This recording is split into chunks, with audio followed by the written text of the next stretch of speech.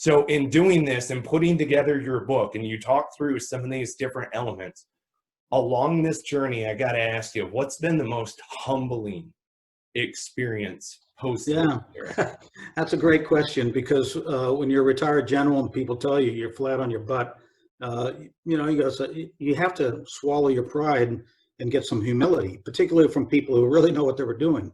So when I started writing my book, I actually wrote it myself. I didn't hire somebody to write it for me. And then I got done with a manuscript, and it basically was a memoir of my life from about age 14 when I became an Eagle Scout, because that's the first time I discovered leadership, until now.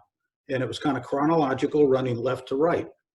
I got done. I had about 180 something pages, and I decided I needed an editor and a publisher, somebody to help me package it in such a way that I could get it across the finish line, because I didn't have a clue how to publish a book.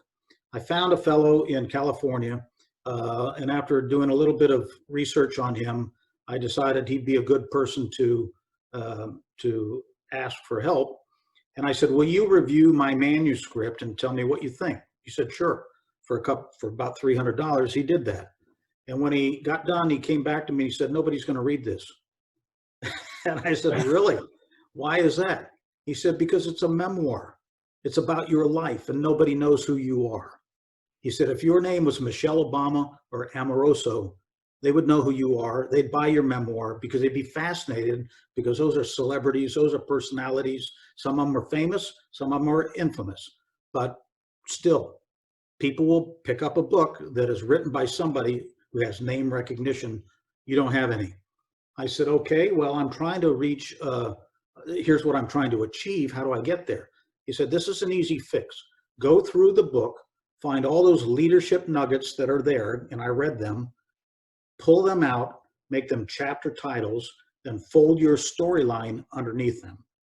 So I turned a 14-chapter memoir into a 24-chapter leadership book through storytelling. One of my chapters is effective communications. And the point I make in there is that you can talk to a 6-year-old or a 60-year-old, a Republican or a Democrat, a liberal or conservative, a male or female, an American or a foreigner. It doesn't matter who you're talking to. If you have a central message and you want to communicate it effectively, you may have to communicate that message differently to different people. So my starting point is, who am I talking to? Who am I trying to communicate to? How will they best receive my message? And then I communicate it to them in terms that they understand. Somebody once said, it doesn't matter what you say that counts. It's not what you say that counts. It's what the other person hears. And so I told myself, I want to write a book that people are educated, motivated, and inspired by. And I want to write it in a John Grisham, James Patterson-like way, in that they get to the end of a chapter, they want to turn the page and start another chapter. Right, sure. Storytelling is a way to do that. So I tell lots and lots of stories in my book, and I do lots and lots of stories in my presentations as well. You can get a taste of that. I've got what they call a sizzle reel, which is a video sample reel on my website of me talking to various groups. Excellent.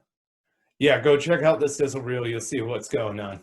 And then you'll definitely be more motivated to purchase the book and start the journey there. Is that really, if I'm a business leader out here, if I'm a leader in general, where would you have me start my journey? Get the book, check out the talks. What do you think? Well, you can sort of do both. I've got about 10 podcasts on my website. The book is available on Amazon in print, in digital form, and Audible in audiobook. So I know different people have different means of learning. No matter how you approach it, the book is through storytelling.